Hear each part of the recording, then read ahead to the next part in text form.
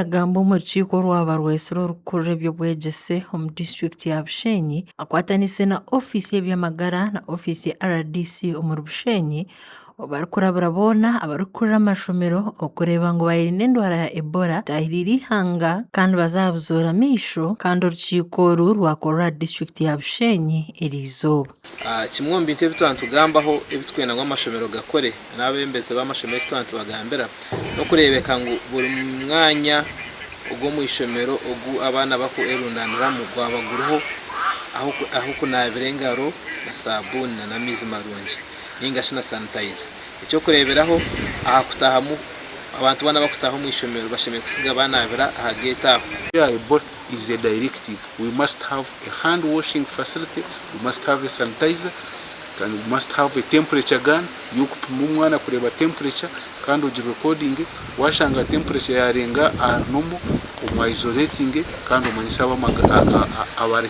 abari hihi abirwarire riri hihi kebehe tindi ku expecting ngu tini ishomero ritine sabuuni ritine sanitizer. Obwahati disitulikiti ya Bushenyi yamaze kutunga abantu abarikwingana 5 ababaire baine obubonero bw'endwara ya Ebola konka kubagyerizaho kukyebera abantu aba bashangirwe barigye kandi ezindi samples zikiri omu irwariro okurinda ebirarugemu. Atuka Bushenyi district so far tugizireho ba suspects 5 ba Ebola. Kumwa kutukubagira ba suspects tubihaho samples tukwatanise na timu ya Mbara regional referral tukiza kubihaho samples tuzisindika niba kuzichebera tumanya results kandi so far zone zitukebire results zigaruke zayerekana uti ebitari Ebola. Williams ahabwe orikura eby'obwegyese Bushenyi yashobora ngu weena mukuru w'ishomero orajemera iteka akabura kuruteka omu nkora amateeka nigaza kukora ogwago. Abatabigendereho kibanje manyisa ngu nituza kubeeta nitubabuuza aha bwenki batakugendera SOPs nko ku ministry ya health kuturagira oraba batarikwenda kubikora nkibanje manyisa ngu nanda kujanjaza endwara.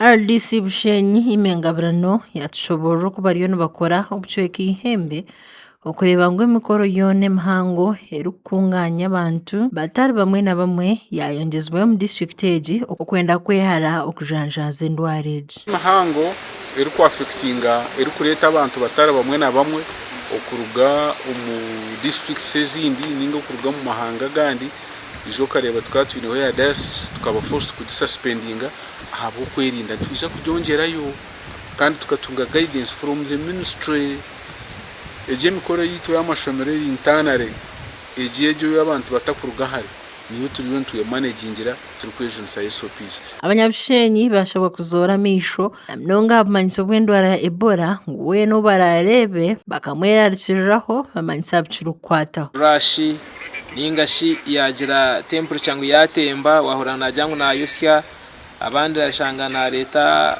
ishagamanere twombichweka bitari mwe na mwe nko misho omunyindo omukanwa natanaka ningashi nayirukana ningashi ineho kushasha mu kifuba bamwe bamashasha mu kifuba umaiso nkobwe wareba umuntu yagira nangwa nabandi nabambe umukwirukana umushanga ngo umwe nashoza neshagama. Nobo rukiiko rwaba ryahanshonga zo kwerinda oburire bwa Ebola nongo mu mashomero orukura abakozi mu disitulikiti egi kawo yayereko butashemerera ahari abo bakuru b'amashomero ababire byafandumu bakabura gukora emirimo yabo kurungi ekireetiina n'abashomesa batandika kubarabya mu misho aho yagira ngo bwahati amashomero agamwe nikyeyagare. People are unruly.